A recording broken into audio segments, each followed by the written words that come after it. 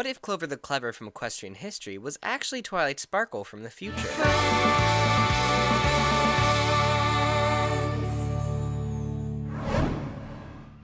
The theory of Clover the Clever actually being Twilight was originally thought of by Dr. Wolf 001. I would highly recommend his video on it. He talks about some really interesting ideas. In short, the theory goes like this. At some point in the future, Twilight will go back in time to meet her idol, Starswirl the Bearded. She arrives in the era described by the play In a Hearthwarming's Eve, back when the three tribes were separated. There she becomes an apprentice to Starswirl the Bearded. Now at the time, being an alicorn in public would be too risky, so she wears a brown hood to cover her wings. One purpose this theory serves is to explain why the characters in the flashbacks look exactly like the modern main six. Of course, the simpler explanation is that the flashbacks weren't really exact, and were modified to include the character designs of the main six. This would prevent confusion, however, I strongly believe there is something to this theory. First of all, let's talk about friendship. If Clover the Clever was actually Twilight, that means the Fire of Friendship was created by the Princess of Friendship. Makes sense. Plus, looking at the creation of the Friendship Fire, we see a striking resemblance to any of the times Twilight used a strong magic.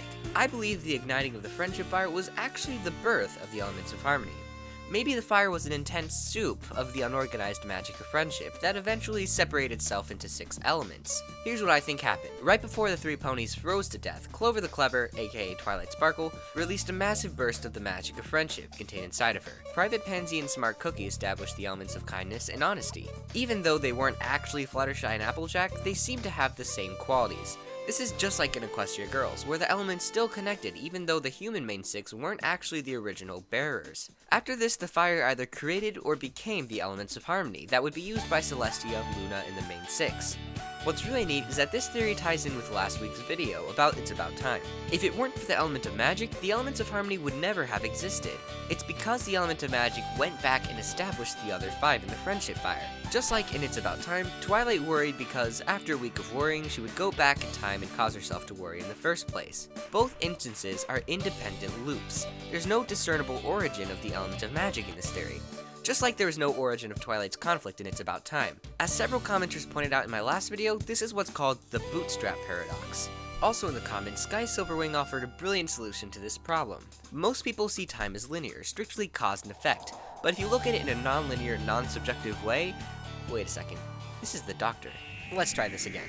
Well, most people see time as linear, strictly cause and effect, but if you look at it in a non-linear, non-subjective way, it's more like a big ball of wibbly-wobbly, timey-wimey stuff. In other words, future Twilight always came back, because the cause and the effect were always paired together. There was never an iteration of the time loop where both events did not occur. Basically, the problem with my last video is you can't assume time is a straight line. It's very well possible that there was no origin to the time loop in both scenarios. The cause and effect were always linked. Now this would mean the Elements of Harmony were destined to form in the same loop, but that doesn't necessarily break any of the laws, because wibbly wobbly timey wimey. Wibbly wobbly, timey wimey! Back on the topic of Clover the Clever, a question some would ask is why wouldn't Twilight be afraid of changing history by becoming the student of someone in the past? Well, her previous experience with time travel probably convinced Twilight that history can't be rewritten. When she went back in time to warn herself not to worry, no matter how hard she tried, she couldn't prevent her past self from worrying. The reason why is the event of Twilight worrying was established by her future self going back in time. They were linked.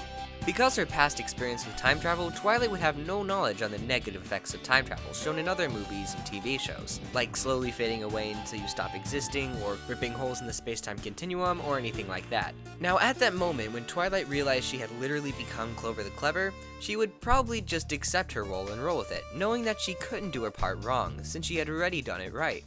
The best part about this theory is it explains something that I've never fully understood. Why was Twilight's element of harmony shaped like your cutie mark, long before Twilight even existed? In the pilot, the other 5 elements molded to match the other 5's cutie marks, but the element of magic matched Twilight's cutie mark even before. This is because she did exist before her birth, but as Clover the Clever. The only loose end in this theory is the Tree of Harmony. In this model, the elements aren't actually from the tree like we previously assumed, but that doesn't necessarily render the overall theory as irrelevant. What do you guys think? I'd love to hear your thoughts in the comments. And for those of you who are totally lost, I'll try not to do another time traveling video for next week. This is the Brony Notion, signing out until next Wednesday. Bro hoof.